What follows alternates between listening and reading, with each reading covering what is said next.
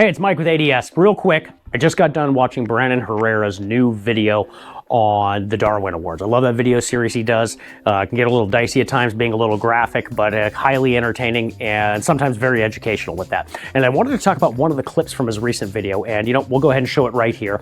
And this video is a missile tube getting dropped, an anti-tank guided missile system. The tube getting dropped and it launching right out and going straight through a truck.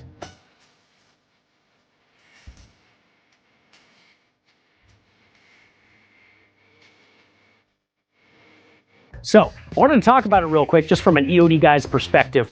A lot of people in his comment section were kind of guessing, and a lot of them guessing right for the most part, because it is a blurry video. It's a little hard to tell what missile system that was. It looks like it was the 9M133 Kornet, a Russian anti-tank guided missile. Now, this thing is pretty neat. Set up as SACLOS, that's a semi-automatic command line of sight. It's a laser-based system where instead of a wire, we're actually painting a target with laser, and then that missile is following that trajectory and path to its intended target. So pretty cool.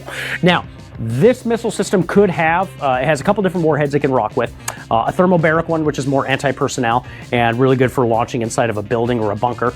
And this system, what it's designed to do, it's going to carry a charge of RDX mixed with isopropyl nitrate and aluminum, which then fills that space as a Fay effect fuel-air explosive and then detonates, so it's really good for anti-personnel. More than likely, though, especially if this is something coming out of the Ukraine, this is probably going to be the anti-tank setup for it, meaning that it has a tandem warhead. Now, that tandem warhead is going to have two heat charges, so high explosive anti-tank. This is what scientifically it's called the Monroe effect, where basically we have a cone on the inside that's getting crushed by those explosive forces, and a standoff detonation from those warheads will actually punch through armor. Now, what I mean tandem is it literally has one warhead right behind the other, and the whole point of that is to defeat reactive armor on the battlefield. This would be something deleting like reactive armor off of, say, a Bradley or an M1 Abrams or a Challenger or even a T-70 series tank that the Russians use, where reactive armor on a tank would actually detonate before a missile hits it or a rocket, and thus protecting the tank, because that explosive hit from that ordnance would hit that armor coming off of it instead of hitting the vehicle proper. So that's designed to defeat those with that tandem warhead setup.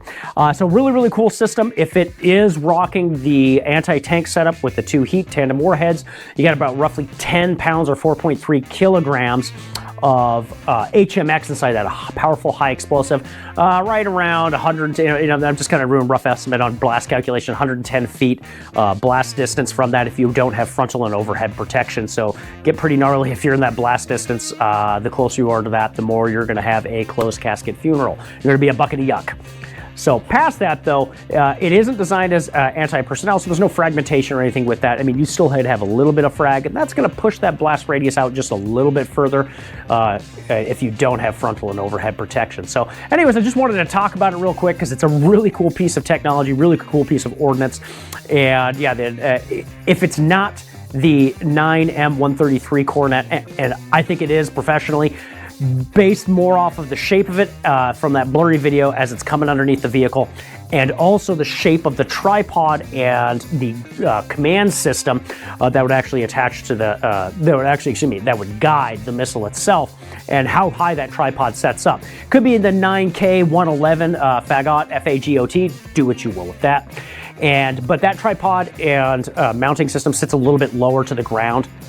So I don't think it's that one. So really cool missile system. They can be crew serve, where you actually have two people loading them and firing this system, or it can also be mounted on multiple missile launcher systems on vehicles or even helicopters for that matter. So hey, thanks for sticking around. If you like this channel, go ahead and like and subscribe down below. God bless and good night. Remember, stay prepared, not scared.